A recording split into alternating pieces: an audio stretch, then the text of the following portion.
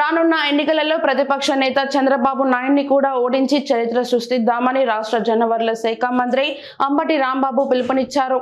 సత్తెనపల్లి మండలం పరిధిలోని కొమెరపూడి గ్రామంలో జరిగిన 3.19 కోట్ల అభివృద్ధి పనుల ప్రారంభోత్సవం, భూమి పూజ కార్యక్రమాలలో అంబటి రాంబాబు బాపట్ల ఎంపీ నందిగం సురేష్ తో కలిసి పాల్గొన్నారు. ఈ సందర్భంగా అంబటి మాట్లాడుతూ వైఎస్ఆర్ కాంగ్రెస్ పార్టీ ఆధ్వర్యంలో జగనన్న చేస్తున్న సిద్ధం సభలో చరిత్ర సృష్టిస్తున్నాయన్నారు.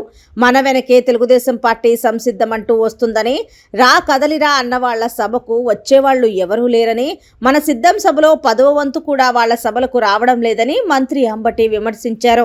కోమెరపూడి అనేక అభివృద్ధి కార్యక్రమాలు చేశామని, ప్రారంభోత్సవానికి నిర్వహించిన భారీ ర్యాలీ బ్రహ్మాండంగా ఉందన్నారు.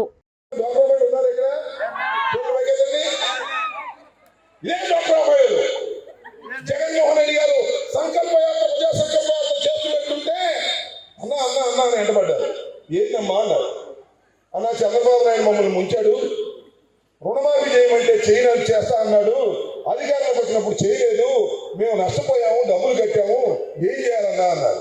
అమ్మ, ఆర్థిక పరిస్థితి బాగోలేదు తల్లి, మీరు అందరూ గెలిపించండి, 4 విడతలుగా నేను రుణమాఫీ చేసి మీకు ఆ డబ్బులు ఖాతాలు వేస్తాను, 25,000 కోట్లు ఉన్నాయి, ఒక్కసారి చేయలేదమ్మా అంటే నమ్మారు, ఓట్లు వేశారు, బ్రహ్మాండం గెలిపించారు.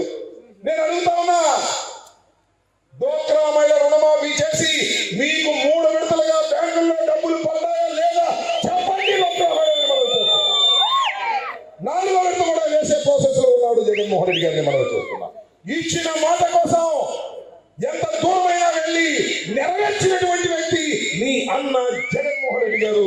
ఇచ్చిన మాటను నిలబెట్టుకోలేని దుర్మార్గమైన మనస్తత్వం కలిగినటువంటి 420 సీటర్ చంద్రబాబు నాయుడు గుర్తుపెట్టుకోమని మనం చూస్తున్నాం.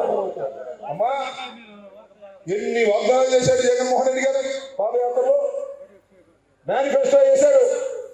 ఆ మేనిఫెస్టోలో ఉన్నటువంటి అన్ని కూడా ఒక విద్యార్థిలాగా చూసుకుంటూ 5 సంవత్సరాలు టిక్కు పెట్టుకుంటూ వచ్చాడు. అన్ని ఇది చేశా, అమ్మఒడి చేశా, డోక్రా మహిళ రుణమాఫీ చేశా, ఇలా ఒక్కొక్కటి ఇచ్చిన ప్రతి మాట నిలబెట్టుకున్న వ్యక్తి మీ అన్న జగన్మోహన్ రెడ్డి. అది సందర్భంగా మనం 99% వాగ్దానాలు నిలబెట్టుకున్నటువంటి ముఖ్యమంత్రి ఈ రాష్ట్రంలోనే కాదు, ఈ దేశంలో